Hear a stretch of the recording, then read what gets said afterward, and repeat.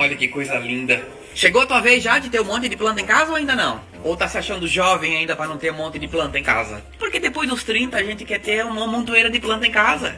A gente quer ter flor, planta, samambaia mesmo, é o que mais a gente tem. Samambaia, suculenta. Às vezes a gente não tem nem espaço pra nós, mas a samambaia tá lá. A samambaia antes era uma coisa da mãe. Hoje em dia somos nós que estamos tendo a samambaia. A gente põe no xaxim. Antes a gente não sabia o que era um xaxim.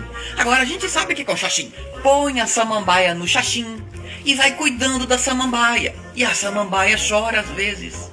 É, porque tem um negócio que a samambaia chora. Às vezes chega uma visita que tu tem que tapar o umbigo, a samambaia vai chorar. Tu já sabe que aquela pessoa, ó, não tem um olho bom. Passados 30, a gente querer encher a casa de flor, planta, tudo que puder. Tem essa que é tipo uma suculenta. Ó, essa aqui é uma samambaia. A gente tá igualzinho nossos pais já. Que tem essa, que tem a folha mais larga, que eu não sei o nome. Quanto mais planta a gente tiver